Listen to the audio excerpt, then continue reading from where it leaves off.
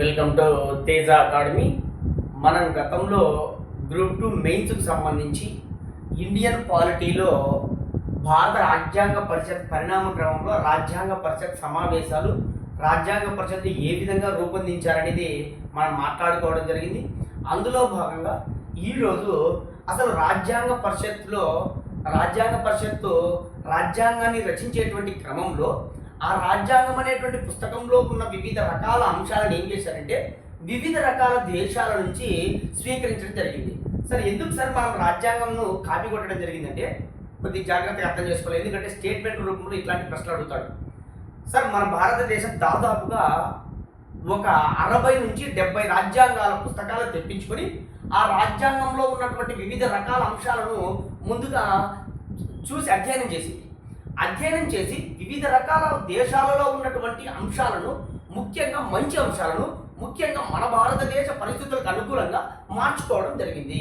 అందుకోసమే భారత రాజ్యాంగ పరిషత్తును ఏం చేస్తారంటే చాలామంది అనేక దేశాల యొక్క అతుకుల బొంత అని, అరువుల మూట అని రకరకాల వ్యాఖ్యానాలు మళ్ళీ వ్యాఖ్యానించడం జరిగింది. మరి ఈరోజు మనం రాజ్యాంగం అనే బుక్ తయారు చేసుకున్నాం కదా, అందులో 395 ఆర్టికల్ రాజ్యాంగం అమలులోకి వచ్చినప్పుడు ఆ ఆర్టికల్లో ఉన్నటువంటి అంశాలను ఏ దేశాల నుంచి మనం స్వీకరించడం జరిగింది, ఏ దేశ రాజ్యాంగ పుస్తకాలను తీసుకొని ఆ పుస్తకంలో ఆ దేశ రాజ్యాంగం నుంచి స్వీకరించడం జరిగింది అనేది మాట్లాడుకున్నాం. చాలా చాలా ఇంపార్టెంట్. గ్రూప్ 2నే కాదు, ఎనీ కాంపిటేటివ్ ఎగ్జామ్స్లో ఖచ్చితంగా అడగడానికి అవకాశాలు ఉన్న ప్రశ్న ఏంటంటే భారత రాజ్యాంగంలో ఉన్న వివిధ రకాల అంశాలను ఈ క్రింది ఏ దేశాల నుంచి అంశాలను స్వీకరించడం జరిగింది. చాలా ఇంపార్టెంట్, ప్రతి పదము గుర్తుపెట్టుకోవాలి. సరే, ముందుగా మనము అమెరికా దేశం నుంచి అనగా అమెరికా రాజ్యాంగం నుంచి ఏ అంశాలు స్వీకరించడం జరిగింది మాట్లాడుకున్నాం. జాగ్రత్తగా వినాలి సార్. ఆల్రెడీ భారత రాజ్యాంగ రచనలో అమెరికా దేశానికి సంబంధించినటువంటి ఒక 24 మంది సభ్యులు 7 రోజుల పాటు మన రాజ్యాంగ రచనలో సహాయపడ్డారని కూడా మాట్లాడుకోవడం జరిగింది గతంలో. మరి అమెరికా రాజ్యాంగం నుంచి, అమెరికా దేశం నుంచి, తెలుసు మనకు ప్రపంచంలో అతి తక్కువ కాలంలో కంప్లీట్ అయినటువంటి రాజ్యాంగం కూడా అమెరికా.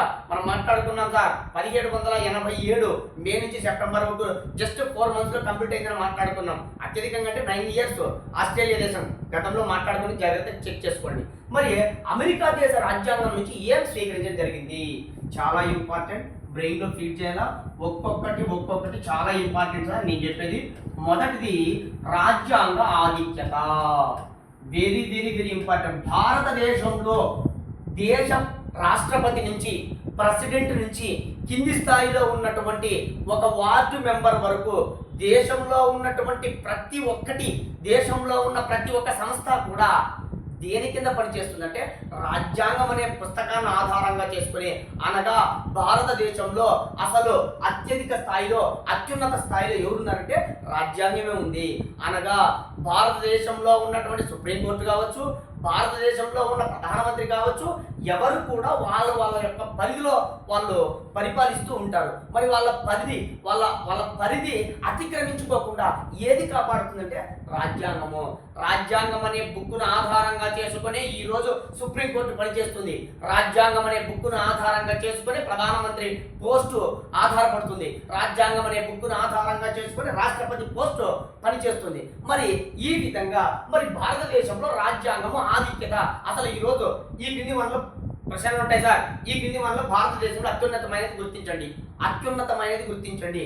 ఏ సుప్రీంకోర్టు, బి పార్లమెంటు, సి రాష్ట్రపతి, డి రాజ్యాంగము. సార్, భారతదేశంలో అత్యున్నతమైనది ఏంటంటే రాజ్యాంగము. ఎందుకంటే పై 3 పదవులు అనగా సుప్రీంకోర్టు కావచ్చు, పార్లమెంట్ కావచ్చు, దేశ ప్రధానమంత్రి కావచ్చు, దేశ రాష్ట్రపతి కావచ్చు, ఎవరైనా కూడా రాజ్యాంగానికి లోబడే పనిచేస్తారు.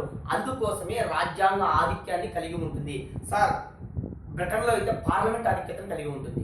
ఎందుకంటే బ్రిటన్లో సాంప్రదాయాలు వస్తూ ఉంటాయి. మరి ఈ మన ఇండియాలో అయితే రాజ్యాంగ ఆధిక్యత ఉంది. మరి ఈ రాజ్యాంగ ఆధిక్యత అనేటువంటి భావన ఏ దేశం నుంచి స్వీకరించడం జరిగింది? అమెరికా. చాలా చాలా ఇంపార్టెంట్. నేను చెప్పింది ప్రతిదీ ఇంపార్టెంటే, గుర్తుపెట్టుకోవాలి. 1 రాజ్యాంగ ఆధిక్యత, 2 చాలా ఇంపార్టెంట్ రాజ్యాంగ ప్రవేశిక. సార్, గుర్తుకుందా?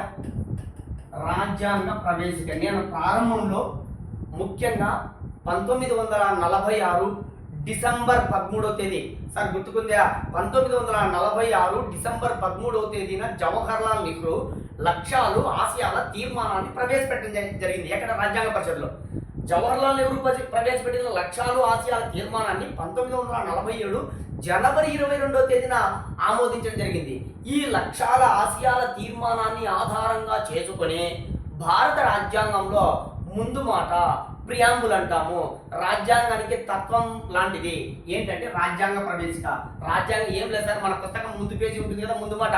అట్లా రాజ్యాంగానికి ముందు మాట ఏంటంటే రాజ్యాంగ ప్రవేశిక. రాజ్యాంగానికి తత్వం లాంటిది ఏంటంటే రాజ్యాంగ ప్రవేశిక, ప్రియాంబుల్ అంటాం. మరి ఈ రాజ్యాంగ ప్రవేశికను ప్రతి రాజ్యాంగానికి ఒక బుక్కు ముందు మాటగా రాజ్యాంగ ప్రవేశిక ఉంటుంది. ఉంటుంది ఎక్కడుంది? అమెరికా రాజ్యాంగంలో ఉంది. ఆ అమెరికా రాజ్యాంగంలో ఉన్న ఏ విధంగా అయితే రాజ్యాంగ ప్రవేశిక ముందు మాటగా ఉందో మన భారతదేశంలో కూడా రాజ్యాంగానికి రాజ్యాంగ ప్రవేశిక ముందు మాటగా పెట్టడం జరిగింది. సార్ ఈ విధంగా రాజ్యాంగ ప్రవేశిక అనే భావనను ఎక్కడి నుంచి స్వీకరించడం జరిగిందంటే అమెరికా. మరి రాజ్యాంగ ప్రవేశిక రాజ్యాంగం అంతర్భాగమా కాదా రకరకాల నెక్స్ట్ టాపిక్లో మాట్లాడదాం. ఇక్కడ మీరు బ్రెయిన్లో ఫీడ్ చేయండి, అసలు రాజ్యాంగ ప్రవేశిక అంటే ఏంటి? సార్ రాజ్యాంగానికి ఉన్న మన పుస్తకాల్లో ఎట్లయితే ముందు పేజీ ఉంటుందో అదే విధంగా రాజ్యాంగానికి ముందు మాటగా ప్రియాంబుల్ అనేది లేదా రాజ్యాంగ ప్రవేశిక అనేది ఒకటి ఉంటుంది. ఈ రాజ్యాంగ ప్రవేశిక అమెరికా దేశ రాజ్యాంగం నుంచి స్వీకరించడం జరిగింది. ఇక్కడ దాకా గుర్తుపెట్టుకోండి. సార్ భారతదేశం, సార్ మీకు డౌట్, రాజ్యాంగ ప్రవేశిక అనేది ఇక్కడ కేవలము రాజ్యాంగ ప్రవేశికలో ఉన్న అంశాలను అమెరికా నుంచి స్వీకరించరా? రాజ్యాంగ ప్రవేశిక ఒక భావన అంటే ప్రతి రాజ్యాంగానికి ఒక ముందు మాట ఉంటుంది అని అమెరికాలో ఉంచుడు, దాన్ని స్వీకరించడం కానీ, అంతేగాని రాజ్యాంగ ప్రవేశికలో ఉన్న అన్ని అంశాలను స్వీకరించుకోవాలా. రాజ్యాంగ ప్రవేశికకు మూలాధారం ఏంటంటే అమెరికా కాదు సార్. రాజ్యాంగ ప్రవేశికకు భారత రాజ్యాంగ ప్రవేశికకు మూలాధారం లక్ష్యాల ఆశయాల తీర్మానం. అది మళ్ళీ మాట్లాడదాం. రాజ్యాంగ ప్రవేశిక భావన ఉంది చూడండి. ఒక రాజ్యాంగానికి ముందు మాట ఉంటుంది, ఆ ముందు మాట ఉంటుంది అనేది ప్రవేశించింది కదా, ఆ భావనను మాత్రమే అమెరికా నుంచి స్వీకరించడం జరిగింది. ఇది కూడా కొన్ని వందల సార్లు సివిల్ సర్వీస్లో అడిగారు. ఏమడుగుతాడంటే రాజ్యాంగ ప్రవేశికలో ఉన్న అంశాలను అమెరికా దేశం నుంచి గ్రహించడం జరిగింది. తప్పు సార్. రాజ్యాంగ ప్రవేశికలో ఉన్న అంశాలను అమెరికా దేశం నుంచి స్వీకరించలా. రాజ్యాంగ ప్రవేశికలో ఉన్న అంశాలకు అత్యధికంగా లక్ష్యాల ఆశయాల తీర్మానం ఆధారం. రాజ్యాంగ ప్రవేశిక అనేటువంటి భావనను అమెరికా దేశం నుంచి స్వీకరించడం జరిగింది. సార్ భావన అంటే ఏంది? ఒక రాజ్యాంగానికి ముందు మాటగా రాజ్యాంగ ప్రవేశిక ఉంటుంది అనేది భావన. ఆ భావన, ఆ రాజ్యాంగ ప్రవేశిక అనే భావనను అమెరికా దేశం నుంచి స్వీకరించడం జరిగింది. అంతేగాని రాజ్యాంగ ప్రవేశికలో ఉన్న అంశాలను అమెరికా నుంచి స్వీకరించలా. ఒక రాజ్యాంగానికి రాజ్యాంగ ప్రవేశిక ఉంటుంది ముందు మాటగా, దాన్ని స్వీకరించడం జరిగింది. రాజ్యాంగ ఆధిక్యత, రాజ్యాంగ ప్రవేశిక బ్రెయిన్లో ఫీడ్ చేయండి సార్, చాలా చాలా ఇంపార్టెంట్. ఇక మూడవది రాజ్యాంగ సవరణలో, సార్ చాలా ఇంపార్టెంట్, వెరీ వెరీ ఇంపార్టెంట్. రాజ్యాంగ సవరణలో రాష్ట్రాలకు పాత్ర. ఇక్కడ చూడండి సార్, భారత రాజ్యాంగంలో 20వ భాగంలో 368వ ఆర్టికల్ అని ఉంటుంది. మనం మాట్లాడదాం, జస్ట్ ఇక్కడ వినండి అండి. 368వ ఆర్టికల్ ఉంది. ఈ ఆర్టికల్లో భారత రాజ్యాంగాన్ని 2 పద్ధతుల ద్వారా సవరిస్తారు.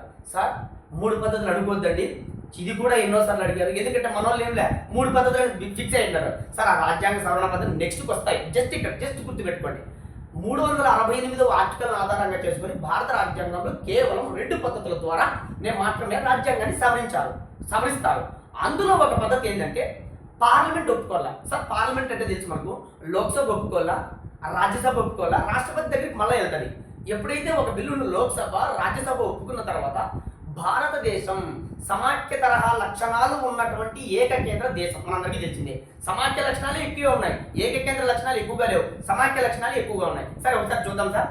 ఇప్పుడు పార్లమెంటు అనగా లోక్సభ ఒప్పుకుంది, రాజ్యసభ ఒప్పుకుంది కొన్ని బిల్లులను, కొన్ని చట్టాలను. సార్ కొన్ని బిల్లులు అంటే ఎగ్జాంపుల్ చెప్పండి. సార్ మనందరికీ తెలిసింది 73వ 74వ రాజ్యాంగ సవరణ చట్టాలు. 1993లో వచ్చినటువంటి పంచాయతీరాజ్ వ్యవస్థ 73, నగరపాలక వ్యవస్థలు 74. ఈ రాజ్యాంగ సవరణలు లోక్సభ ఒప్పుకుంది, రాజ్యసభ ఒప్పుకుంది.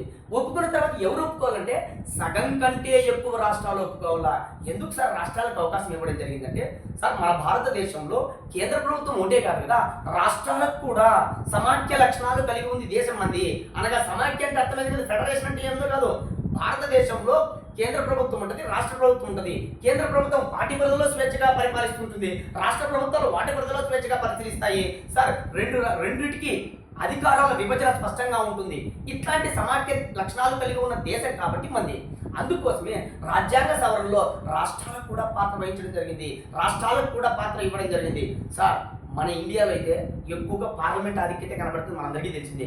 ఎందుకనగా అనేక బిల్లులను పార్లమెంట్ సులభంగా సవరించగలదు. కానీ అమెరికాలో అయితే రాష్ట్రాలు పవర్ఫుల్గా ఉంటాయి. మనం అక్కడికి అమెరికా దేశానికి సమాఖ్యకు మన ఇండియా సమాఖ్యకు ఏం తేడాలని మళ్ళీ మాట్లాడదాం. సార్ అమెరికాలో సూపర్గా ఉంటాయి, రాష్ట్రాల యొక్క పవర్స్ ఎక్కువ ఉంటాయి. కానీ మన ఇండియాలో పార్లమెంట్ అంటే కేంద్రం యొక్క పవర్స్ ఎక్కువగా ఉంటాయి. అయినప్పటికీ కొన్ని అంశాలలో రాష్ట్రాలకు కూడా సవరించే అధికారం ఇచ్చినారు. ఎట్లయితే అమెరికాలో రాష్ట్రాలకు రాజ్యాంగ సవరణలో అధికారం ఉందో అదే విధంగా ఇండియాలో కొన్ని అంశాలను అనగా రాజ్యాంగ సవరణలో రాష్ట్రాలకు పాత్ర ఉంది స్పష్టంగా. అనగా రాజ్యాంగ సవరణలో రాష్ట్రాలకు కూడా పాత్ర వహించడం జరిగింది. రాష్ట్రాలకు కూడా కొన్ని బిల్లులను రాష్ట్ర శాసనసభలు కూడా ఆమోదించాలి. ఆ 50% కంటే ఎక్కువ రాష్ట్రాలు. అది జాగ్రత్తగా మళ్ళీ మాట్లాడదాం, జాగ్రత్తగా గుర్తుపెట్టుకోండి. రాజ్యాంగ అధిక్యత, రాజ్యాంగ ప్రవేశిక, రాజ్యాంగ సవరణలో రాష్ట్రాల పాత్ర. మరియు రాజ్యాంగ సవరణ విధానం వేరు సౌత్ ఆఫ్రికా నుంచి తీసుకోవడం జరిగింది. రాజ్యాంగ సవరణ అంటే ఏంది, రాజ్యాంగ సవరణ ఎట్లా చేస్తారో అవన్నీ మళ్ళీ మన సౌత్ ఆఫ్రికా నుంచి తీసుకోవడం జరిగింది. కానీ ఇక్కడ ఏమంటున్నా, రాజ్యాంగ సవరణలో రాష్ట్రాలకు పాత్ర. సార్ ప్రతి పదము పెన్ను పేపర్ తీసుకొని ప్రాక్టీస్ చేస్తేనే వస్తుంది. మళ్ళీ చెప్తున్నా, బాగా గుర్తుపెట్టుకోండి, చాలా ఇంపార్టెంట్. నెక్స్ట్ న్యాయ సమీక్షాధికారం, వెరీ వెరీ వెరీ ఇంపార్టెంట్. కొన్ని వందల సార్లు ఎగ్జామ్స్లో అడిగింటాడు సార్, జాగ్రత్తగా గుర్తుపెట్టుకోవాలా. సార్ న్యాయ సమీక్షాధికారం అంటే ఏంటి, బాగా గుర్తుపెట్టుకోండి. భారతదేశంలో ఉన్న సుప్రీంకోర్టు కానీ భారతదేశంలో ఉన్న హైకోర్టులు కానీ సార్ ఏమిలే కేంద్రం రూపొందించినటువంటి అనగా పార్లమెంటు రూపొందించినటువంటి బిల్లులు కానీ రాష్ట్రాల యొక్క రాష్ట్ర శాసనసభలు రూపొందించిన బిల్లులు కానీ కోర్టులు ఏం చేస్తాయంటే, ఉదాహరణకు వచ్చింది ఎగ్జాంపుల్, ఒక బిల్లు ఏదో పార్లమెంట్ రూపొందించింది సార్. ఈ ఉదాహరణకు మనకు మహిళలకు ముఖ్యంగా 33% రిజర్వేషన్లు లోక్సభలో ఇవ్వాలని బిల్లు ప్రవేశపెట్టారు. మరి ఈ బిల్లు రాజ్యాంగానికి లోబడే ఉందా, రాజ్యాంగానికి లోబడి లేదా? సార్ రాజ్యాంగానికి లోబడి ఉంది అంటే ఇంటర్వైరస్ కరెక్టే. పార్లమెంట్ రూపొందించిన బిల్లులో రాజ్యాంగంలో పలానా ఆర్టికల్ ఉంది, ఆ ఆర్టికల్ ఆధారంగా చేసుకొని వాళ్ళు చేసినారు కాబట్టి ఇది రాజ్యాంగ విరుద్ధం కాదు, ఇది ఇంట్రావైరసే, అనగా రాజ్యాంగానికి లోబడి ఉంది అని ఆ బిల్లుల మీద కోర్టు ఏం చేస్తుందంటే సమీక్ష చేస్తుంది. అనగా పార్లమెంటు రూపొందించిన బిల్లు కరెక్టా తప్ప. సార్ వీళ్ళెట్లా చెప్తారు, సుప్రీంకోర్టు ప్రధాన న్యాయమూర్తి ఏ విధంగా చెప్తాడు? ఇప్పుడు ఉదాహరణకు 90 రోజుల లోపలే అయ్యా రాష్ట్రపతి, అయ్యా గవర్నర్లు, మీరు ఒక బిల్లు వస్తారని మీకు 90 రోజులు మాత్రమే చేయండి, 90 రోజుల లోపలే మీరు సంతకాలు చేసేయండి అని ఇటీవల కాలంలో సుప్రీంకోర్టు ప్రధాన న్యాయమూర్తి అయినటువంటి మన జస్టిస్ బి గవాయ్ గారు చెప్పడం జరిగింది. మరి వీళ్ళందరూ కూడా ముఖ్యంగా ప్రెసిడెంట్ కానీ ముఖ్యంగా మిగిలిన కేంద్ర మంత్రులు కానీ అసలు ఈ సుప్రీంకోర్టుకి ఏం అధికారం ఉందని చెప్పి వాళ్ళు ఏం చేశారంటే రాష్ట్రపతి శాఖ సలహా అడగడం జరిగింది. అప్పుడు సుప్రీంకోర్టు చెప్పింది, అయ్యా భారత రాజ్యాంగంలో 142వ ఆర్టికల్ ఉంటుంది. ఆ ఆర్టికల్ ఏం చెప్తుందంటే సుప్రీంకోర్టుకు ఉన్నటువంటి విశేషాధికారాలు, ఈ అధికారాలలో సుప్రీంకోర్టుకు ఉన్నటువంటి పవర్ఫుల్ అధికారాలు ఉన్నాయా, ఈ పవర్ఫుల్ అధికారాలు ఉన్నప్పుడు ఈ 142వ అధికారాన్ని ఆధారంగా చేసుకుని భారతదేశంలో రాష్ట్రపతికి కానీ గవర్నర్లకు కానీ మేము ఆదేశాలు జారీ చేయవచ్చు. ఆ ఆదేశాలు జారీ అందులో భాగంగా జారీ చేసినాం మేము. అయ్యా మీరు 90 రోజుల లోపలే సంతకాలు పెట్టండి అని చెప్పినాం. ఎట్లా చెప్తున్నాము, రాజ్యాంగం ఇచ్చింది. సార్ ఎవరైనా సరే రాజ్యాంగ అధిక్యతని ఇప్పుడే చెప్పినాం. సార్ దేశ ప్రధానమంత్రిని ఎవరైనా పరిపాలన సుప్రీంకోర్టు కానీ రాజ్యాంగానికి లోబడే పనిచేయాలా, మాకు రాజ్యాంగం లోబడే మేము పనిచేస్తున్నాం సుప్రీంకోర్టే మాట్లాడుతుంది. మళ్ళీ మన రాష్ట్రపతి 143 అధికారాన్ని ఆధారంగా చేసుకొని మళ్ళీ సలహా అడిగాడు, అసలు మీకు ఏం అధికారం ఉందని మీరు మాకు ఆర్డర్స్ ఇవ్వడం జరిగిందని. అంటే అప్పుడు మళ్ళీ సుప్రీంకోర్టు చెప్పింది, అయ్యా అంటే రాష్ట్రపతి గారు మాకు రాజ్యాంగంలోనే 142వ అధికారం ఉంది కాబట్టి మేము ఇచ్చాం మీకు అని చెప్పడం జరిగింది. ఆ విధంగా ఇక్కడ ఒక బిల్లు సుప్రీంకోర్టు ఏం చెప్తుందంటే పార్లమెంట్ రూపొందించిన బిల్లు కానీ రాష్ట్ర శాసనసభలు రూపొందించిన బిల్లులు కానీ రాజ్యాంగానికి లోబడి ఉన్నాయా అంటే రాజ్యాంగానికి తగ్గట్టుగానే ఉన్నాయా అంటే రాజ్యాంగాన్ని ఉల్లంఘించలేదా అని మాట్లాడుతుంది. రాజ్యాంగాన్ని ఉల్లంఘించకపోతే రాజ్యాంగానికి లోబడి ఉంటే దాన్ని ఇంట్రా వైరస్ అంటాము. లేదా రాజ్యాంగాన్ని ఉల్లంఘించింది, అసలు రాజ్యాంగానికి విరుద్ధంగా ఈ బిల్లు తయారు చేసింది, అసలు రాజ్యాంగంలో ఉన్న అంశాలే లేవు దీంట్లో, అప్పుడు దాన్ని అల్ట్రా వైరస్ అంటాం. ఈ విధంగా పార్లమెంటు కానీ ఈ విధంగా రాష్ట్ర శాసనసభలు కానీ రూపొందించిన బిల్లులు రాజ్యాంగానికి లోబడి ఉన్నాయా రాజ్యాంగానికి లోబడి లేవా అని సమీక్షిస్తుంది కదా. దాన్ని ఏమంటామంటే న్యాయ సమీక్ష అంటాం. అది మళ్ళీ మాట్లాడదాం సార్. 1973 కేశవానంద భారతిలో ఉన్న న్యాయ సమీక్ష మళ్ళీ మాట్లాడుకుందాం. ఇక్కడ మీరు బ్రెయిన్లో ఫిట్ చేయండి. మరి ఈ న్యాయ సమీక్ష అధికారాన్ని సుప్రీంకోర్టులకు కానీ హైకోర్టులకు కానీ ఉన్నటువంటి న్యాయ సమీక్ష అధికారాన్ని ఎక్కడి నుంచి మనం స్వీకరించుకోవడం జరిగింది సార్? అమెరికా దేశం నుంచి స్వీకరించడం జరిగింది సార్. బ్రెయిన్లో ఫీడ్ చేయాల ప్రతి బిట్టు ఇంపార్టెంటే. నెక్స్ట్ 5వది న్యాయ సమీక్ష తర్వాత న్యాయ వ్యవస్థ పనితీరు. సార్ ఈరోజు సుప్రీంకోర్టులు కానీ హైకోర్టులు కానీ ఏ విధంగా పనిచేస్తాయి? అసలు న్యాయ వ్యవస్థ బౌండరీస్ ఎంత సార్? ఈ సుప్రీంకోర్టు యొక్క బౌండరీ ఎంత, హైకోర్టు యొక్క బౌండరీ ఎంత? వీటన్నింటి అంశాలను న్యాయ వ్యవస్థ పనితీరు అంటాం. ఈ న్యాయ వ్యవస్థ పనితీరు కూడా ఎక్కడి నుంచి తీసుకోవడం జరిగిందంటే అమెరికా దేశం నుంచి. సార్ న్యాయ వ్యవస్థ పనితీరు అంటే అసలు సుప్రీంకోర్టు ప్రధాన న్యాయమూర్తి ఏం పని చేయాలా, హైకోర్టు న్యాయమూర్తులు ఏం పని చేయాలా, ప్రధాన న్యాయమూర్తులు ఏం పని చేయాలా, వీటన్నింటి బౌండరీస్ ఉన్నాయి కదా. ఆ పనితీరు అంతా ఎక్కడి నుంచి స్వీకరించడం జరిగిందంటే అమెరికా దేశం నుంచి. మీరు ఈ పదాలు గుర్తుపెట్టుకోండి, వెరీ వెరీ వెరీ ఇంపార్టెంట్. ఇక నెక్స్ట్ స్వతంత్ర ప్రతిపత్తి గల న్యాయ వ్యవస్థ. కొన్ని వందల సార్లు అడిగింటారు సార్ ఇవి. సరే ఇక్కడ చూడండి, స్వతంత్ర ప్రతిపత్తి గల న్యాయ వ్యవస్థ. ఏం సార్ ఇది స్వతంత్ర ప్రతిపత్తి? సార్ ఈ సుప్రీంకోర్టు ప్రధాన న్యాయమూర్తి కానీ సుప్రీంకోర్టు న్యాయమూర్తులు కానీ వీళ్ళు దేశ ప్రధానమంత్రి చెప్పినట్టు వినరు, దేశ రాష్ట్రపతి చెప్పినట్టు వినరు. వీళ్ళు స్వతంత్రంగా వ్యవహరించగలరు సార్. రాజ్యాంగాన్ని వ్యాఖ్యానించే అధికారము సుప్రీంకోర్టుకు కలదు. రాజ్యాంగం అనే బుక్కును సంరక్షించే అధికారం సుప్రీంకోర్టుకు కలదు. వీళ్ళు స్వతంత్రంగా పనిచేయగలరు. వీళ్ళు ఎవరి పరిధికి లోబడి పనిచేయరు. అయ్యా ఇప్పుడు ఉదాహరణకు దేశ ప్రధానమంత్రి నరేంద్ర మోడీ గారు ఉన్నారనుకోండి, ఆయన చెప్తే సుప్రీంకోర్టు ప్రధాన న్యాయమూర్తి ఒక తీర్పును మేము అనుకూలమైన బిల్లు ప్రవేశపెట్టాము, మీరు ఈ తీర్పును రాజ్యాంగానికి లోబడి ఉంది అని చెప్పండి అయ్యా అని వాళ్ళు ప్రలోభ పెట్టరు. ఒకవేళ ప్రలోభ పెట్టినప్పటికీ వీళ్ళు ప్రలోభానికి గురికారు. ఎందుకోసం అనగా ఒకవేళ కొంతమందికి డౌట్ రావచ్చు, కాదు సార్ మరి దేశ ప్రధానమంత్రి కానీ రాష్ట్ర ముఖ్యమంత్రులు కానీ వాళ్ళు మాట వినకపోతే మరి సుప్రీంకోర్టు న్యాయమూర్తులు కానీ తొలగించే అధికారం కలిగి ఉంటుంది కదా అంటే, సుప్రీంకోర్టు న్యాయమూర్తిని కానీ సుప్రీంకోర్టు ప్రధాన న్యాయమూర్తులు కానీ తొలగించాలంటే పెద్ద ప్రాసెస్ అదంతా. ఈ ప్రాసెస్ అంతా ఇంతవరకు ఏ సుప్రీంకోర్టు ప్రధాన న్యాయమూర్తిని కూడా తొలగించరా. హైకోర్టు న్యాయమూర్తులు ఎంతో మందిని తొలగించాలని అనుకున్నారు. ఇక చూడండి, మరి తొలగించలేదు కారణాలు ఏంటంటే స్వతంత్రంగా వ్యవహరించగలిగిన న్యాయ వ్యవస్థ మన భారతదేశంలో ఉంది. సుప్రీంకోర్టు కానీ హైకోర్టు కానీ వాళ్ళ పరిధిలో స్వతంత్రంగా వ్యవహరించగలదు.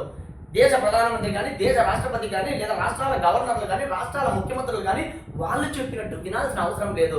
మరి వినకపోతే వాళ్ళని తొలగించే అధికారము ఉంటుంది కదా అంటే, తొలగించాలంటే దానికి ఒక పెద్ద రాజ్యాంగ ప్రాసెసే ఉంది. అనగా లోక్సభ ఆమోదించాలి, 100 మంది సభ్యులు ఎంపీలు, మళ్ళీ రాజ్యసభ 50 మంది సంతకాలతో ఉండాలా, మళ్ళీ వీళ్ళలో సభకు హాజరై ఓడి చేసిన వారిలో 2/3 వంతు ప్రత్యేక మెజారిటీ అంటాం. మరి ఇంత ప్రాసెస్ జరగాలంటే చాలా క్లిష్టంతో కూడుకున్న వ్యవహారము కాబట్టి స్వతంత్రంగా వ్యవహరించగలదు. ఈ విధంగా స్వతంత్ర ప్రతిపత్తి కలిగిన న్యాయ వ్యవస్థను ఏ దేశం నుంచి స్వీకరించడం జరిగింది? అమెరికా దేశం నుంచి. సార్ మళ్ళీ ఉంది ఏకీకృత న్యాయ వ్యవస్థ ఉంది, అది వేరు, అది మళ్ళీ మాట్లాడతా ఏంటో. ఇక్కడ పదాలు బాగా గుర్తుపెట్టుకోండి సార్, 1కి 2 సార్లు జాగ్రత్తగా గుర్తుపెట్టుకోండి. స్వతంత్ర ప్రతిపత్తి గల న్యాయ వ్యవస్థ, ప్రతి పదము ఇంపార్టెంటే. చూడండి, రాజ్యాంగాధికత, రాజ్యాంగ ప్రవేశిక, రాజ్యాంగ సభలో రాష్ట్రాలకు పాత్ర, న్యాయ సమీక్ష అధికారం, న్యాయ వ్యవస్థ పనితీరు, స్వతంత్ర ప్రతిపత్తి గల న్యాయ వ్యవస్థ, చాలా ఇంపార్టెంట్. ఇక నెక్స్ట్ చూద్దాం సార్. 7 ఉపరాష్ట్రపతి పదవి. సార్ మనందరికీ తెలిసిందే ఉపరాష్ట్రపతి పదవి. భారతదేశంలో ప్రెసిడెంట్ ఉంటాడు, అనగా రాష్ట్రపతి ఉంటాడు, వైస్ ప్రెసిడెంట్ ఉంటాడు. ఉపరాష్ట్రపతి పదవి అసలు ఏ దేశం నుంచి మనం స్వీకరించడం జరిగిందంటే అమెరికా దేశం నుంచి. అమెరికా దేశంలో ఉన్నటువంటి ఉపరాష్ట్రపతి పదవి అలాగే సార్ ఉపాధ్యక్షుడు అంటాము, అలాగే మన దేశానికి కూడా ఉపరాష్ట్రపతి అనేటువంటి ఒక పదవిని ఎంపిక చేసుకోవడం జరిగింది. ఈ ఉపరాష్ట్రపతి పదవి రాజ్యసభ చైర్మన్గా వ్యవహరిస్తాడు, అది మళ్ళీ మాట్లాడదాం. ఈ మీరు గుర్తుపెట్టుకోవాల్సింది ఉపరాష్ట్ర పదవి ఎక్కడి నుంచి స్వీకరించడం జరిగింది. ఇది బ్రెయిన్లో ఫిట్ చేయండి sir, very very important. Next very important, ఇక్కడ అభ్యర్థులందరూ కూడా కన్ఫ్యూజ్ పడుతున్నది ఏంటంటే రాష్ట్రపతి పేరు మీదుగా పాలన నిర్వహించడం. Very very very important sir. ఈ పదాలన్నీ కూడా కొన్ని వందల సార్లు ఎగ్జామ్స్లో అడగడం జరిగింది. మీకు రేపు ఎగ్జామ్ హాల్లో అమెరికా దేశానికి బ్రిటన్కి ఖచ్చితంగా అడుగుతాడు. సరే ఇక్కడ చూడండి, రాష్ట్రపతి పేరు మీదుగా పాలన నిర్వహించడం. ఈ రోజు దేశ పరిపాలన ఎవరు నిర్వహించాడు? ఎవరు నిర్వహిస్తారు పరిపాలన? దేశంలో పరిపాలన నిర్వహించేది ఏంటంటే కేంద్ర మంత్రి మండలి. సార్ మళ్ళీ ప్రధానమంత్రి కాదు, మళ్ళీ చెప్తున్నా, దేశ పరిపాలనను నిర్వహించేది ఎవరంటే కేంద్ర మంత్రి మండలి. మంత్రి మండలికి హెడ్ ఎవరంటే ప్రధానమంత్రి, అంతే. మరి ఈ మంత్రి మండలి పరిపాలన నిర్వహిస్తుంది దేశంలో అంతా. మంత్రి మండలి పరిపాలన నిర్వహించేటప్పుడు ఎవరి పేరు మీదుగా ముఖ్యంగా జీవోలు జారీ చేస్తుంది, ఎవరి పేరు మీదుగా ఈ బిల్లులను జారీ చేస్తుంది అంటే రాష్ట్రపతి. అనగా భారతదేశంలో పరిపాలన మొత్తం రాష్ట్రపతి పేరు మీదుగా నిర్వహిస్తారు. సార్ దానికి సపరేట్ ఆర్టికల్ అని గతం మళ్ళీ తర్వాత మాట్లాడదాం. ఇక్కడ మీరు బ్రెయిన్లో ఫీడ్ చేయండి. కేంద్ర ప్రధానమంత్రి పేరు మీదుగా దేశ పరిపాలన నిర్వహించరు, రాష్ట్రపతి పేరు మీదుగా పాలన నిర్వహిస్తారు. మనము నిర్వహించే ఈ విధంగా పాలన రాష్ట్రపతి పేరు మీదుగా ఒక బిల్లు ప్రవేశపెట్టడం జరిగింది. ఆ బిల్లు రాష్ట్రపతి పేరు మీదుగా ప్రవేశపెట్టడం జరిగింది. ఆ రాష్ట్రపతి పేరు మీదుగా బిల్లు ప్రవేశపెట్టే సాంప్రదాయం బిల్లు ప్రవేశపెట్టే విధానము ఎక్కడి నుంచి స్వీకరించడం జరిగింది? అమెరికా దేశం నుంచి. ప్రతి పదము ఇంపార్టెంట్ సార్, బాగా జాగ్రత్తగా గుర్తుపెట్టుకోండి. ప్రతి పదము ఇంపార్టెంటే. అంటే దేశంలో ఉన్న బిల్లులు కానీ, బిల్లు అంటే మనం ప్రవేశపెట్టేది ఫస్ట్, ఆ బిల్లు ఆమోదం పొందితే దాని చట్టంగా యాక్ట్గా మారుతుంది. బిల్లే యాక్ట్ అవుతుంది, బిల్లే చట్టము. ఒకవేళ బిల్లు ఒప్పుకోకపోతే అది యాక్ట్గా మారదు, ఓడిపోతుంది, వీగిపోతుందన్నా వీగిపోతుందన్న ఒకటే. మరి ఈ బిల్లులు కానీ యాక్ట్గా మారిన తర్వాత కానీ ఎవరి పేరు మీద నిర్వహిస్తారంటే రాష్ట్రపతి పేరు మీదుగా. సార్ 1-2 సార్లు జాగ్రత్తగా గుర్తుపెట్టుకోండి. రాష్ట్రపతి పేరు మీదుగా పాలన నిర్వహించడం వెరీ ఇంపార్టెంట్. ఇది కూడా చాలా ఇంపార్టెంట్ సార్. రాష్ట్రపతి కానీ కొన్ని వందల సార్లు అడిగారు సార్ ఇవన్నీ. ఉపరాష్ట్రపతి కానీ మరియు సుప్రీంకోర్టు, హైకోర్టు న్యాయమూర్తుల తొలగింపు వెరీ వెరీ వెరీ ఇంపార్టెంట్. ప్రతి పదము ఇంపార్టెంట్ సార్, జాగ్రత్తగా అర్థం చేసుకోండి. సార్ మనందరికీ తెలిసిందే, రాష్ట్రపతి పేరు మీదుగా నిర్వహిస్తారు పాలన. ఒకవేళ రాష్ట్రపతిని తొలగించాలంటే ఏ పద్ధతిలో రాష్ట్రపతిని తొలగిస్తారు అనేది ఎక్కడి నుంచి తీసుకోవడం జరిగింది? అమెరికా దేశం నుంచి. సార్ రాష్ట్రపతి ఎన్నిక కాదు, మళ్ళీ చెప్తున్నా, రాష్ట్రపతి ఎన్నిక విధానం ఐర్లాండ్ నుంచి తీసుకోవడం జరిగింది. అది మళ్ళీ మాట్లాడదాం. ఇక్కడ చూడండి, ఉపరాష్ట్రపతిని ఎట్లా తొలగిస్తారు, సుప్రీంకోర్టు న్యాయమూర్తులను, హైకోర్టు న్యాయమూర్తులు ఏ విధంగా తొలగిస్తారు, ఈ తొలగింపు విధానాన్ని కూడా మనం ఎక్కడి నుంచి తీసుకోవడం జరిగిందంటే అమెరికా దేశం నుంచి. 1-2 సార్లు జాగ్రత్తగా అధ్యయనం చేయండి సార్. ప్రతి పదము ఇంపార్టెంటే. సార్ చూడండి, ఉపరాష్ట్రపతి పదవిని స్వీకరించడం జరిగింది, ఉపరాష్ట్రపతిని తొలగించే విధానం స్వీకరించడం జరిగింది, రాష్ట్రపతి పేరు మీదుగా పాలన నిర్వహించడం తీసుకోవడం జరిగింది, రాష్ట్రపతిని తొలగించే విధానం తీసుకోవడం జరిగింది, హైకోర్టు, సుప్రీంకోర్టు న్యాయమూర్తులను తొలగించే విధానం తీసుకున్నాం, స్వతంత్ర ప్రతిపత్తి గల న్యాయ వ్యవస్థ తీసుకున్నాం, స్వతంత్ర ప్రతిపత్తి న్యాయ సమీక్ష అధికారాన్ని కూడా తీసుకోవడం జరిగింది. సార్ రాజ్యాంగ సభలో రాష్ట్రాలకు పాత్ర తీసుకోవడం జరిగింది, రాజ్యాంగ ఆధిక్యత, రాజ్యాంగ ప్రవేశిక, లాస్ట్ చివరిది ప్రాథమిక హక్కులు. సార్ భారత రాజ్యాంగంలో 3వ భాగంలో 12వ ఆర్టికల్ నుంచి 35వ ఆర్టికల్ వరకు ఉన్నటువంటి ప్రాథమిక హక్కులను ఏ దేశ రాజ్యాంగం నుంచి స్వీకరించడం జరిగిందంటే అమెరికా దేశ రాజ్యాంగం నుంచి. Very very important. ప్రాథమిక హక్కులు బాగా గుర్తుపెట్టుకోవాలి సార్. ప్రతి పదము ఇంపార్టెంటే. ప్రాథమిక హక్కులు నేను చెప్పిన 10 ఉన్నాయి అంశాలు. ఈ 10 అంశాలను పెన్ను పేపర్ తీసుకొని ప్రాక్టీస్ చేస్తే వస్తుంది, లేకపోతే రాదు. ప్రాథమిక హక్కులు ఏ దేశ రాజ్యాంగం నుంచి స్వీకరించడం జరిగింది? అమెరికా దేశ రాజ్యాంగం నుంచి. సార్ ఈ విధంగా అమెరికా దేశం అంటేనే 10 అంశాలు ఉన్నాయి. ఈ 10 అంశాలను పెన్ను పేపర్ తీసుకొని ప్రాక్టీస్ చేయండి, జాగ్రత్తగా గుర్తుపెట్టుకోవాలా. Very very important. ఏం లేదు సార్, రాజ్యాంగం ఉంది, రాజ్యాంగ ఆధిక్యత. రాజ్యాంగానికి మొదటి పేజీ ఏంది? రాజ్యాంగ ప్రవేశిక. తర్వాత 3వ భాగంలో ఉన్నది ఏంటంటే ప్రాథమిక హక్కులు. సార్ అదే విధంగానే న్యాయ వ్యవస్థ కదా, స్వతంత్ర ప్రతిపత్తి గల న్యాయ వ్యవస్థ. సార్ మళ్ళీ చెప్తున్నా, న్యాయ సమీక్షాధికారము, భారతదేశంలో న్యాయ వ్యవస్థ పనితీరు, ఇదంతా అమెరికా నుంచి తీసుకురావడం జరిగింది. సార్ ఉపరాష్ట్రపతి పదవి కానీ, రాష్ట్రపతిని తొలగించే విధానం కానీ, ఉపరాష్ట్రపతిని తొలగించే విధానం కానీ, సుప్రీంకోర్టు, హైకోర్టు న్యాయమూర్తులు తొలగించే విధానం కానీ, అదేవిధంగానే మనం పరిపాలన మొత్తం రాష్ట్రపతి పేరు మీదుగా నిర్వహించడం, దానితో పాటుగా ప్రాథమిక హక్కులు, దానితో పాటుగా వెరీ వెరీ ఇంపార్టెంట్, ఇవన్నీ కూడా తొలగించే విధానాలు పెట్టుకోండి. Very very important. 1-2 సార్లు చెక్ చేసుకోండి. ఇది అమెరికా దేశం నుంచి స్వీకరించినటువంటి అంశాలు. దాని తర్వాత బ్రిటన్ దేశం నుంచి. బ్రిటన్ దేశం నుంచి స్వీకరించిన అంశాలు ఏంటి? సార్ కొంతమందికి డౌట్ రావచ్చు, అసలు బ్రిటన్ దేశంలో రాజ్యాంగమే లేదు కదా, మరి బ్రిటన్ దేశ రాజ్యాంగం నుంచి ఏం స్వీకరించడం జరిగింది అని చాలా మంది డౌట్లు. సార్ బ్రిటన్ దేశానికి రాజ్యాంగం లేదంటే రాజ్యాంగం లేదని కాదు, రాజ్యాంగం లాంటి ఇప్పుడు బుక్ లేకపోయిన పర్లా ఒక చిన్న చిత్తుప్రతులను రాసుకుంటారు కదా సాంప్రదాయాలు. కాబట్టి ఆ బ్రిటన్ దేశం నుంచి మనం అనేక అంశాలు స్వీకరించడం జరిగింది.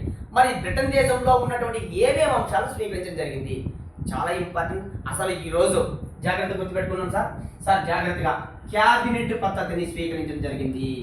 క్యాబినెట్ పద్ధతి సార్ మొత్తం పార్లమెంటు వ్యవస్థ, మొత్తం పార్లమెంటరీ తరహా విధానం అంటే ఏంటి మాట్లాడదాం. సార్ క్యాబినెట్ పద్ధతిని స్వీకరించడం జరిగింది. క్యాబినెట్ అనగా సార్ మామూలుగా మనందరికీ తెలిసింది మంత్రిమండలి పేరు విన్నావు, దేశ పరిపాలన మొత్తం మంత్రిమండలి ఆధీనంలో ఉంటుంది.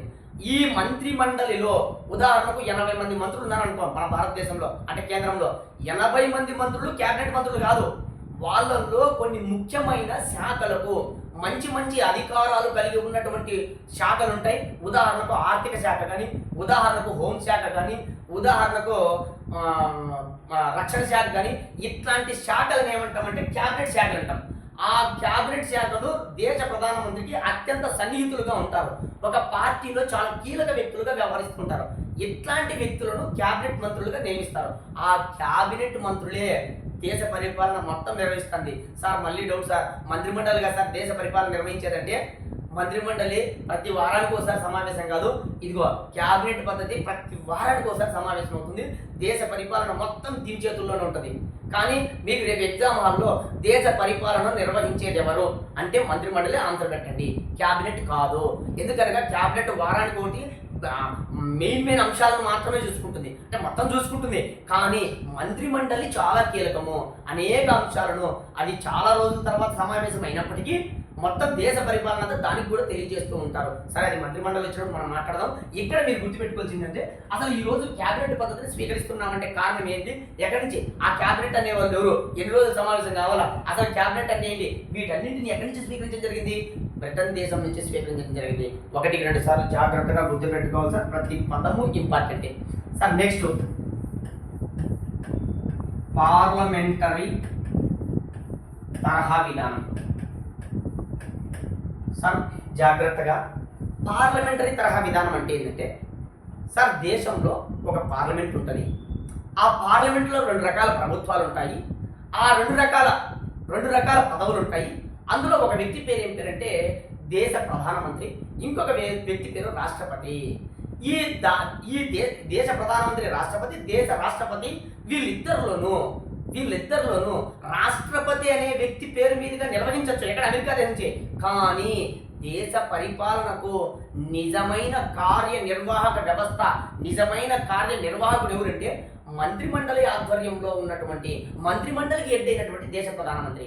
అనగా ఇక్కడ పార్లమెంటరీ తరహా విధానం అంటే ముఖ్యంగా లోక్సభ నుంచి, ముఖ్యంగా చాలా ఇంపార్టెంట్ సార్, రాజ్యసభల నుంచి ఎంపికైనటువంటి ఎంపీలను తీసుకొని మంత్రులుగా చేసి ఆ మంత్రులకు హెడ్ అయినటువంటి ఒక వ్యక్తి ఉంటాడు, ఆయనే దేశ ప్రధానమంత్రి. వీళ్ళందరూ దేశ పరిపాలన నిర్వహిస్తారు. ఈ విధంగా దేశ పరిపాలనను మంత్రిమండలికి హెడ్ అయినటువంటి ప్రధానమంత్రి నిర్వహిస్తాడు.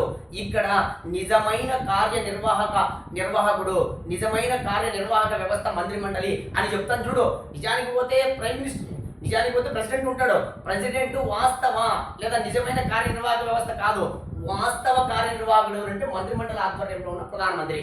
ఇది అంటే ఇక్కడ ప్రధానమంత్రికి చాలా ముఖ్యమైనటువంటి ఇంపార్టెంట్ ఇచ్చింది. ఆ విధంగా ఇచ్చినటువంటి ఇంపార్టెంట్ ఏదంటే పార్లమెంటరీ తరహా విధానము. సార్ పార్లమెంటరీ తరహా విధానంలో నామమాత్రపు అధికారి రాష్ట్రపతి, వాస్తవ అధికారాలు కలిగి ఉన్న వ్యక్తి ఎవరంటే మంత్రిమండలి అధ్యక్షుడు, మంత్రిమండలికి హెడ్ అయినటువంటి దేశ ప్రధానమంత్రి. ఈ విధంగా నామమాత్ర అధికారి ఉంటాడు, ఈ విధంగా వాస్తవ అధికారి ఉంటాడు అని చెప్పి ఈ వాస్తవ అధికారి అయినటువంటి ప్రధానమంత్రికి దేశ పరిపాలనలో కీలక పాత్ర వహిస్తాడు అని చెప్తుండో. ఈ చెప్పే విధానం ఏంటంటే పార్లమెంటరీ తరహా విధానము. Very very important. మరి మీరు పార్లమెంటరీ తరహా విధానానికి చాలా లక్షణాలు ఉన్నాయి. ఈ మంత్రులు ఒకవేళ అవినీతికి పాల్పడితే ఈ మంత్రిని ఏ విధంగా తొలగించాలి అనేది మళ్ళీ డీటెయిల్గా మాట్లాడదాం. సార్ జాగ్రత్తగా రాలా, ప్రతి పదము ఇంపార్టెంట్. క్యాబినెట్ పద్ధతి కానీ, పార్లమెంటరీ తరహా విధానాన్ని కానీ ఎక్కడి నుంచి తీసుకోవడం జరిగిందంటే బ్రిటన్ దేశం నుంచి స్వీకరించడం జరిగింది. Very very important.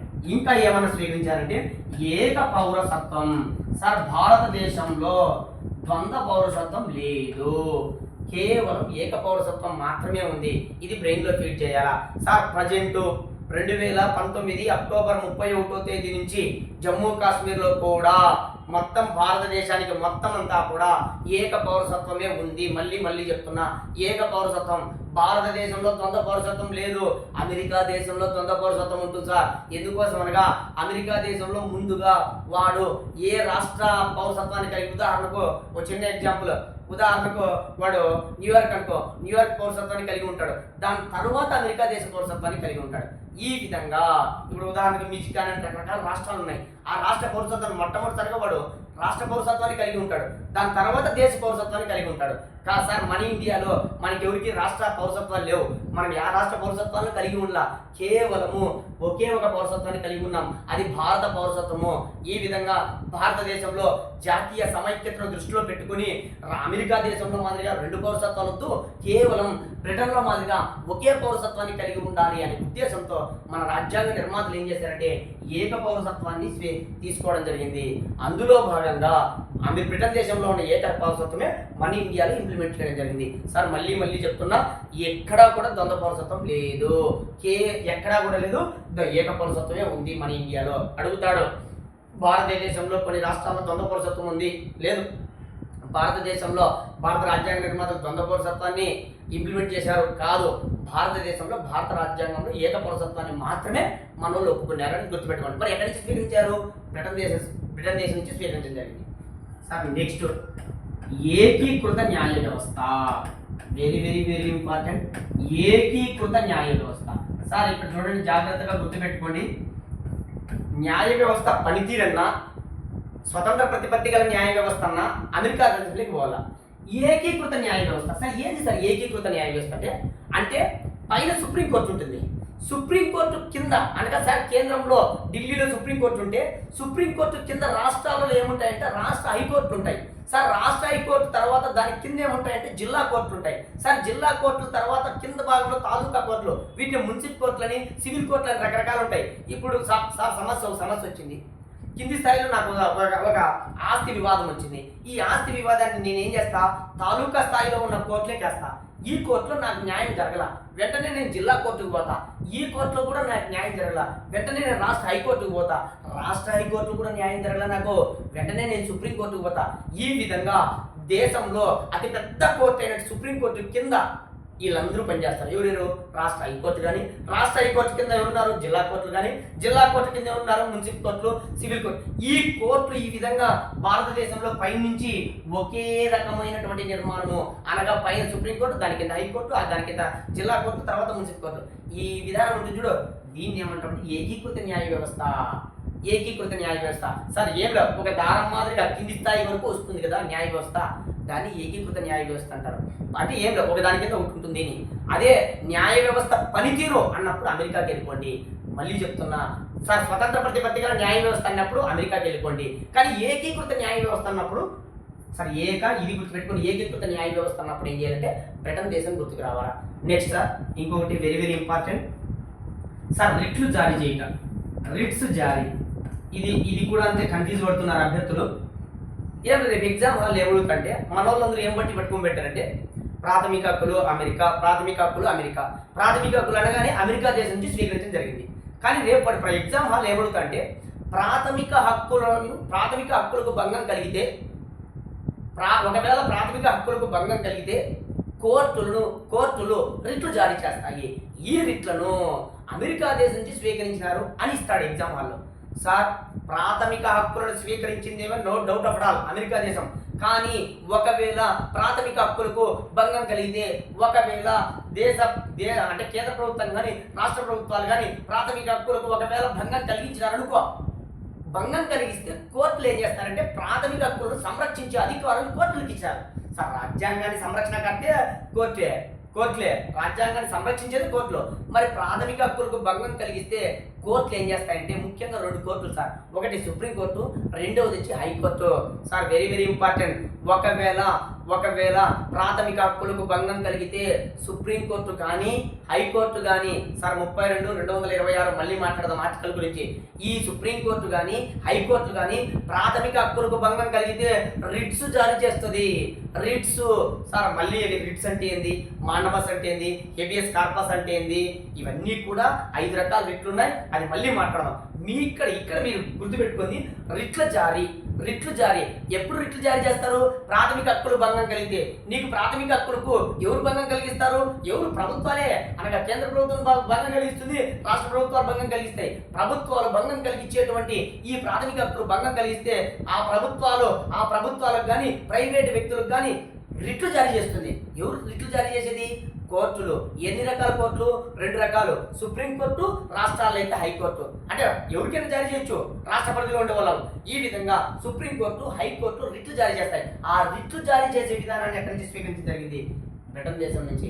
సార్ బ్రెయిన్లో ఫీడ్ చేయండి. ప్రాథమిక హక్కులు అంటే అమెరికా, ప్రాథమిక హక్కులకు భంగం కలిగితే రిట్లు జారీ ఏమో బ్రిటన్ దేశము. 1కి 2 సార్లు జాగ్రత్తగా అధ్యయనం చేయండి. Sir next law of equality అనగా సమన్యాయ పాలన. Sir very very important. చట్టం దృష్టిలో అందరూ సమానులే అనేది ఒకటి. Law of equality. సార్ చట్టం దృష్టిలో అందరూ సమానమే. ఎవరు సమానము? దేశ ప్రధానమంత్రి, దేశ రాష్ట్రపతి నుంచి కింది స్థాయిలో ఉన్న వార్డు మెంబర్ వరకు అందరూ సమానమే సార్. సార్ ఒక నేరానికి ఎవరు తప్పు చేసినా, దేశ ప్రధానమంత్రి తప్పు చేసినా, మన వార్డు మెంబర్ తప్పు చేసినా ఒకే రకమైన శిక్షలు విధిస్తారు. అయ్యో ఈ దేశ ప్రధానమంత్రి దాదాపు 20 సంవత్సరాల పాటు సేవలు అందించాడు, ఈయన చేసిన తప్పును పాపం క్షమిద్దాం అని కోర్టులు అనుకోవు. వార్డు మెంబరు వీడు తప్పు చేసినాడు, వీడు అసలు ఏం పని చేయలేదు, చేయకోకుండా వీడు ఒక తప్పు చేసినాడు కాబట్టి వీనికి ఎక్కువ శిక్ష విధిస్తాం అనేది ఉండదు సార్. దేశ ప్రధానమంత్రి నుంచి కింది స్థాయిలో ఉన్న సాధారణ పౌరుడి వరకు ఎవరు తప్పు చేసినా రాజ్యాంగం ప్రకారం శిక్షార్హుడే. దీన్ని ఏం చెప్తుందంటే సమన్యాయ పాలన. దీన్ని లా ఆఫ్ ఈక్వాలిటీ, చట్టం దృష్టిలో సమానం. సార్ ఏమిలే, అందరినీ సమానంగా వ్యవహరించడము. ఇదంతా కూడా బ్రెయిన్లో ఫీడ్ చేయండి. ఎక్కడి నుంచి స్వీకరించడం జరిగిందంటే బ్రిటన్ దేశం నుంచి స్వీకరించడం జరిగింది. మళ్ళీ చెప్తున్నా సార్ పార్లమెంటరీ విధానాలు. నెక్స్ట్ ఇంకొకటి లాస్ట్ది చట్ట ప్రక్రియ. ఇప్పుడే చెప్పినా సార్ ఒక బిల్లులు ప్రవేశపెడతాం. సార్ బిల్లు అంటే ఏంటంటే ఏదైనా ఒక అంశాన్ని తీసుకురావాల్సినటువంటి సంస్కరణ అనుకుందాం. ఒక బిల్లు ఉదాహరణకు లోక్సభలో 33%, రాష్ట్ర శాసనసభలో 33% మహిళలకు రిజర్వేషన్ ఇవ్వాల. ఈ బిల్లు ప్రవేశపెట్టారు. సరే ఈ బిల్లు యాక్ట్గా కూడా మారిపోయింది. బిల్లు అంటే ఫస్ట్ ఏం చేస్తారంటే ఒకటి ప్రవేశపెడతారు. ఇది లోక్సభలోను రాజ్యసభలోను ఆమోదం పొంది లాస్ట్ రాష్ట్రపతి దగ్గరికి వెళ్తారు. రాష్ట్రపతి కూడా ఆమోదిస్తే చట్టంగా మారుతుంది, దాన్ని యాక్ట్గా మారుతుంది. ఈ విధంగా ముందుగా ఏ బిల్లులను లోక్సభలో పెట్టాలి, ఏ బిల్లులను రెండిట్లో ప్రవేశపెట్టచ్చు, అసలు లోక్సభలో మాత్రమే ప్రవేశపెట్టే బిల్లులు ఏవి, అసలు వీటన్నింటి గురించి ఎవరు ఒప్పుకోవాలా, లాస్ట్కి ఎవరు ఒప్పుకోవాలా, అసలు లోక్సభలో ఎంత మెజారిటీ ఉండాలా, రాజ్యసభలో ఎంత మెజారిటీ ఉండాలా, వీటన్నింటి గురించి చర్చించేటువంటి చట్ట ప్రక్రియ అనగా యాక్ట్ని ఏ విధంగా మనం చేస్తామనేది ఎక్కడి నుంచి స్వీకరించడం జరిగిందంటే బ్రిటన్ దేశం నుంచి స్వీకరించడం జరిగింది. Sir very very important. బాగా బ్రెయిన్లో ఫీడ్ చేయాలా, బాగా గుర్తుపెట్టుకోండి. నేను చెప్పిన 7 అంశాలు బ్రిటన్ అన్నాక గుర్తుకు రావాలా. మళ్ళీ సార్ ఇవి చాలా ఉన్నాయి కదా, సాంప్రదాయాలు చాలా ఉన్నాయి బ్రిటన్ నుంచి స్వీకరించింది. అనగా మంత్రిమండలి ఉదాహరణకు ఎంపీలు అందరూ కూర్చుంటారు. ఎంపీలో ఎవరైతే మెజారిటీ వస్తుందో వాళ్ళని దేశ ప్రధానమంత్రి ఎంపిక అవుతారు. అవి సాంప్రదాయాలు మళ్ళీ మాట్లాడదాం. ఈ 7 అంశాలు బ్రిటన్ పద్ధతి బాగా బ్రెయిన్లో ఫీడ్ చేయండి. 1కి 2 సార్లు జాగ్రత్తగా అధ్యయనం చేయండి సార్. దాని తర్వాత నెక్స్ట్ దేశం సార్ కెనడా. ఉన్న అంశాలు తక్కువైనా చాలా ఇంపార్టెంట్ సార్. అంశాలు చూస్తే తక్కువే కానీ చాలా చాలా చాలా ఇంపార్టెంట్. అంత ఇంపార్టెంట్ టాపిక్ కెనడా దేశం. మరి కెనడా దేశం నుంచి ఏం సేకరించారు సార్? బ్రెయిన్లో ఫీడ్ చేయాలా సార్. ఫస్ట్ కెనడా దేశం అనగా బలమైన కేంద్రము. సార్ ఏంటి సార్ బలమైన కేంద్రం అంటే అర్థం ఏంటంటే సార్ భారతదేశంలో ఎక్కడ సమాఖ్య అనే పదాన్ని వాడలా. మళ్ళీ చెప్తున్నా, భారతదేశంలో ఏ ఆర్టికల్లో కూడా భారత రాజ్యాంగంలో 395 ఆర్టికల్లో ఎక్కడ సమాఖ్య అనేటువంటి పదాన్ని వాడలా. మరి సమాఖ్య అనే పదాన్ని వాడకపోయినప్పటికీ సార్ కేంద్రంలో కేంద్ర ప్రభుత్వము, రాష్ట్రాల్లో రాష్ట్ర ప్రభుత్వాలు వేటికవే స్వతంత్రంగా వ్యవహరిస్తూ కేంద్ర అధికారాలు సపరేట్ ఉన్నాయి, రాష్ట్ర అధికారాలు సపరేట్ ఉన్నాయి కదా సార్. అంటే కానీ సమాఖ్య అనే పదం వాడకపోయినప్పటికీ సమాఖ్య లక్షణాలు ఉన్నాయి మన ఇండియాలో. కొంతమంది ఏమంటారంటే మన ఇండియా అసలు సమాఖ్య లక్షణాలు చాలా తక్కువగా ఉన్నాయి, కేంద్ర ప్రభుత్వానికి ఎక్కువ అధికారాలు ఉన్నాయి. మరి ఈ విధంగా ఈరోజు మన కేంద్ర ప్రభుత్వము రాష్ట్ర ప్రభుత్వాల్లో అత్యధిక అధికారాలు ఎవరి దగ్గర ఉన్నాయంటే కేంద్ర ప్రభుత్వం చేతిలో ఉన్నాయి, అనగా కేంద్రం దగ్గర ఉన్నాయి. అనగా బలమైన కేంద్రము, అనగా రాష్ట్రాలతో పోలిస్తే కేంద్రాలకు అధికారాలు ఎక్కువ ఉన్నాయి. అందుకే దీన్ని ఏమంటామంటే బలమైన కేంద్రం అంటారు. సార్ రాష్ట్రాలతో పోలిస్తే కేంద్రాలకు, రాష్ట్రంతో పోలిస్తే కేంద్రంకి ఎక్కువ అధికారాలు ఉన్నాయి. ఎక్కువ అధికారాలు ఉన్నాయి కాబట్టి దీన్ని ఏమంటామంటే బలమైన కేంద్రం. సార్ మనందరికీ తెలిసిందే, ఉదాహరణకు భారత రాజ్యాంగం అమలులోకి వచ్చినప్పుడు దాదాపుగా, ఎందుకంటే 98 అంశాలు సార్, 98 అంశాలు. అదే 1935 ఆర్టికల్, 35వ భారత ప్రభుత్వ చట్టం, 1935 భారత ప్రభుత్వ చట్టం ప్రకారం కేంద్రానికి 59 అధికారాలు ఉంటాయి. బాగా గుర్తుపెట్టుకోవాలి సార్ ఒక్కొక్కటి, ఎందుకంటే ప్రతి పదము ఇంపార్టెంటే. చూడండి 59 అంశాలు కేంద్రానికి అధికారాలు ఉంటాయి. ఇక్కడ చూడండి బలమైన కేంద్రం ఎందుకంటారంటే కేంద్రానికి ఎక్కువ అధికారాలు ఇచ్చుంటాడు, ఎవరితో పోలిస్తే రాష్ట్రాలతో పోలిస్తే. ఈ విధంగా కేంద్రానికి అధికారాలు ఉన్నాయి కదా, ఆ ఎక్కడి నుంచి స్వీకరించడం జరిగింది? ఎందుకు రాష్ట్రాలకు తక్కువ అధికారాలు ఇచ్చి కేంద్రానికి ఎక్కువ అధికారాలు ఇచ్చారంటే మనము ఏ దేశ నమూనా ఆధారంగా చేసుకున్నామంటే కెనడా దేశ నమూనా. అనగా కెనడా దేశంలో కూడా సమాఖ్య లక్షణాలు ఉన్నాయి, కెనడా దేశం కూడా సమాఖ్య లక్షణాలు ఉన్నాయి. అయినప్పటికీ బలమైన కేంద్రం ఉంది అక్కడ. ఎలాగైతే మన ఇండియాలో ఉందో బలమైన కేంద్రం ఉంది. సార్ బలమైన కేంద్రం అంటే ఏంది కాదు, కేంద్రానికి ఎక్కువ అధికారాలు ఉన్నాయి ఎవరితో పోలిస్తే రాష్ట్రాలకు. అట్లా కాకుండా ఇద్దరికి సమాన అధికారాలు ఉండడం కానీ, లేదా రాష్ట్రాలకు ఎక్కువ పవర్స్ ఇస్తే సమాఖ్య లక్షణాలు. దానికి అమెరికాలో అదే ఉంది. అమెరికా ఒక అద్భుతమైన సమాఖ్య. అసలు సమాఖ్యకు నమూనానే, అసలు సమాఖ్యానికి ఒక అద్భుతమైన నమూనా ఏంటంటే అమెరికా. మరి ఇండియా సమాఖ్య దేశం కాదు, సమాఖ్య లక్షణాలు ఉన్న దేశం అంతే. మళ్ళీ కూడా రెండింటికి ఎవరికి అధికారాలు ఎక్కువ ఉన్నాయంటే కేంద్రానికి. మరి కేంద్రానికి ఎక్కువ అధికారాలు ఎక్కడి నుంచి స్వీకరించడం జరుగుతుంది? కెనడా. అంటే మన భారతదేశంలో కెనడా నమూనాను పోలి ఉన్నాం. Very very very important.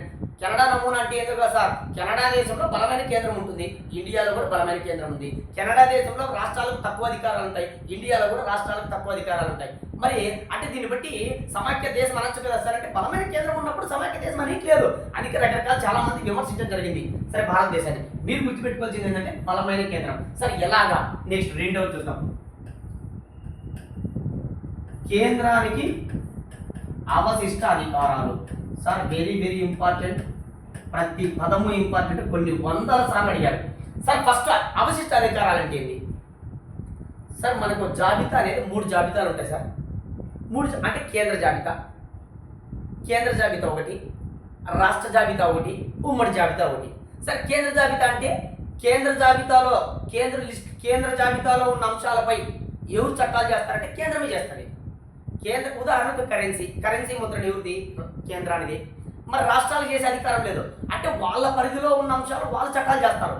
కేంద్ర జాబితాలో ఉన్న అంశాలపై కేంద్రం చట్టం చేస్తే, రాష్ట్ర జాబితాలో ఉన్న అంశాలు, ఇప్పుడు ఉదాహరణకు రాష్ట్ర జాబితాలో కొన్ని అంశాలు ఉంటాయి సార్. మళ్ళీ చెప్తున్నా, బాగా బ్రెయిన్లో ఫీడ్ చేయాలా ప్రతి పదము. ఇప్పుడు రాజ్యాంగం అమలులోకి వచ్చినప్పుడు రాష్ట్ర జాబితాలో 66 ఉన్నాయి, మళ్ళీ దాన్ని 61 తగ్గించారు. ఇప్పుడు ప్రజెంట్ 59 ఉన్నాయి సార్. మళ్ళీ మాట్లాడతారు. మరి ఈ 66 అంశాలకు ఇంతకుముందు కేంద్ర జాబితాలో అంటే భారత రాజ్యాంగం అమలులోకి వచ్చినప్పుడు 98 అంశాలు ఉన్నాయి. మరి ఈ 98 అంశాలకు కేంద్రం అధికారం ఉంటే 66 అంశాలకు రాష్ట్ర జాబితాలో ఉన్న అంశాలు రాష్ట్రం చట్టాలు చేస్తుంది. మరి ఉమ్మడి జాబితా అంటే అర్థం ఏంటంటే ఇద్దరికి సంబంధించింది 47 అంశాలు. సార్ ఉమ్మడి జాబితా అంటే అర్థం ఏంది? ఈ ఉమ్మడి జాబితాలో అంశాలను కేంద్రము చట్టాలు చేయొచ్చు సార్, రాష్ట్రము చట్టాలు చేయొచ్చు. సార్ మళ్ళీ చెప్తున్నా, కేంద్ర జాబితాలో ఉన్న అంశాలపై కేంద్రం చట్టం చేస్తుంది, రాష్ట్ర జాబితాలో ఉన్న అంశాలు రాష్ట్రాలకు ఉన్న పవర్స్ రాష్ట్ర జాబితాలో ఉన్న అంశాలపై రాష్ట్రాలు చర్చలు చేస్తాయి. ఏమైనా కొన్ని అంశాలు ఉంటాయి ఉమ్మడి జాబితాలో. ఉదాహరణకు ఉమ్మడి జాబితాలు అంటే ఏం లేదు సార్, వివాహము, విడాకులు, ఇవన్నీ వారసత్వము, కొన్ని ఉమ్మడి జాబితాలో ఉంటాయి. ఈ ఉమ్మడి జాబితాలో ఉన్న అంశాలపై ఇద్దరు చట్టాలు చేసుకోవచ్చు.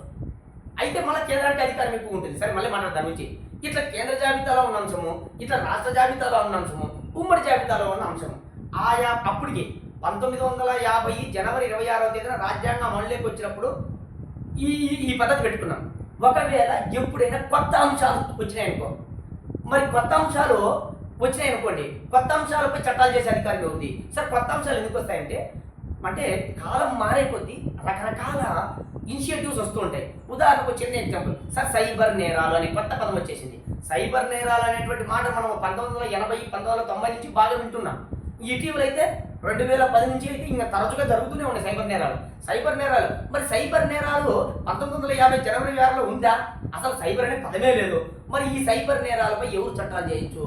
ఈ విధంగా సార్ కేంద్ర జాబితాలో లేని అంశము, ఈ విధంగా రాష్ట్ర జాబితాలో లేని అంశము, ఈ విధంగా ఉమ్మడి జాబితాలో లేని అంశాన్ని ఏమంటామంటే అవశిష్ట అంశాలు అంటారు. ఈ అవశిష్ట అంశాలు, ఈ కొత్తగా కనుగొనే అంశాలు, సార్ ఉదాహరణకు స్పేస్ టెక్నాలజీ కూడా, ఈ కొత్తగా వచ్చే అంశాలను ఎవరు చట్టాలు చేస్తారంటే కేంద్రమే. అంటే రేపు భవిష్యత్తులో మీరు కొత్త సమస్యలు వచ్చినాయనుకో, ఆ సమస్యలకు చట్టాలు చేసే అధికారం ఏముందంటే కేంద్రానిదే. అనగా అవశిష్ట అంశాలపై చట్టాలు చేసే అధికారం ఏముందంటే కేంద్రానిదే.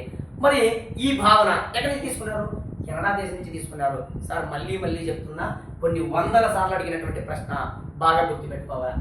బలమైన కేంద్ర ప్రభుత్వము, బలమైన కేంద్రము, కేంద్రానికి అవశిష్ట అధికారాలు ఎక్కడి నుంచి తీసుకున్నామంటే కెనడా దేశం నుంచి. నెక్స్ట్, రాష్ట్రాలకు గవర్నర్ల నియామకం. సార్ రాజ్యాంగం